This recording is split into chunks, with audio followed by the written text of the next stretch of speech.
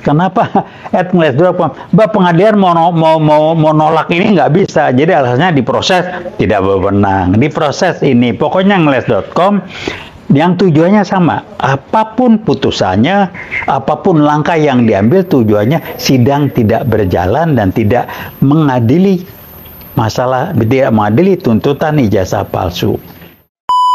Assalamualaikum warahmatullahi wabarakatuh. Veritas Probitas Justisia. Kami akan angkat lagi kasus ijazah palsu Pak Jokowi. Kenapa diangkat lagi? Ya nggak kelar-kelar. Kita mulai dari pengadilan, hakim lari, majelis hakim memberikan sidang, kita cuci ini. Sampai terakhir, sudah sidang 4-5 bulan, mediasi dilakukan oleh pengadilan, tiba-tiba karena didesak oleh pengacara kita, Bro Profesor Egy Sujana ini, tiba-tiba hakim memutuskan sidangnya e-court karena ada undang-undang. Gue bilang, nih hakim nih, gue nggak ngerti hukum. E-court itu kan waktu zaman COVID. Tidak boleh ada tatap muka. Jadi kalau pengadilan harus berjalan, maka tanpa tatap muka, wah ini lari e-court. Jadi melarikan diri supaya ijazah palsu tidak masuk di sidang. Udah mediasi kami ulangi, ini itu segala macam. Udah e-court, akhirnya apa? Pernyataannya, putusannya lewat e-court. Pengadilan ini tidak berwenang memutuskan. Gua nggak ngerti hukum. Background gua bukan cuman kok begitu ya, kalau memang hukum tuh ngajarinya begitu dari awal dong. Kalau nggak berwenang, jangan membantu mediasi. Dari awal sudah berbilang kami tidak berwenang, kok mutusinya belakangan. Udah terlibat mediasi, udah gagal mediasi. Kenapa gagal? Karena yang mewakili tidak sah, tidak bawa surat, tidak membawa kuasa. Yang ya gimana mau mediasi kalau pihak yang diajak mediasi itu tidak mempunyai legal standing, bahasa hukumnya. Yang benar kuasanya nggak ada.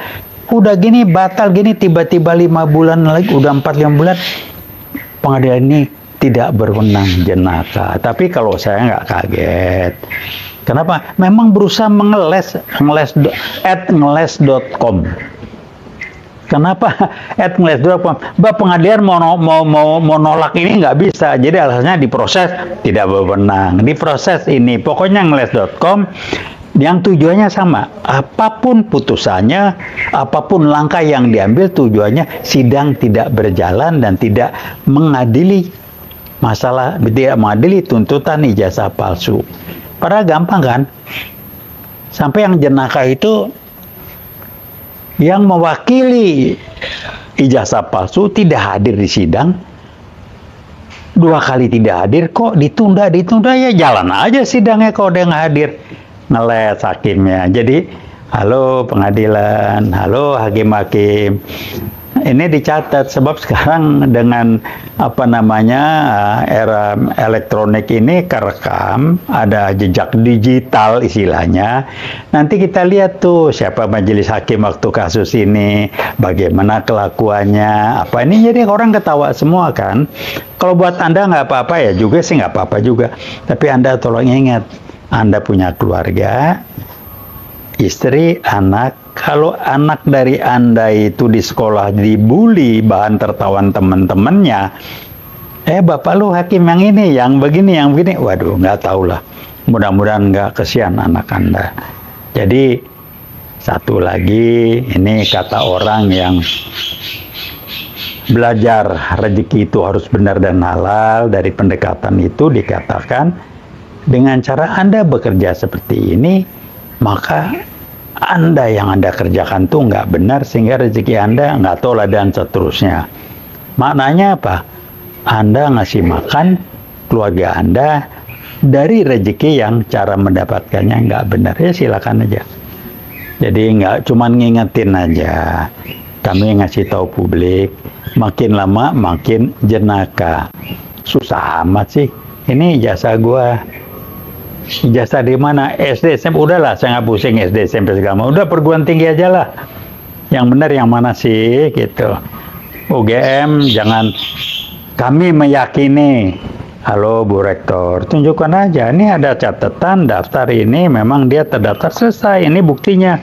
Jangan ngomong kami ya, kita sama-sama orang kampus, saya mantan orang kampus, kemudian lagi rekan yang lain, susah amat sih.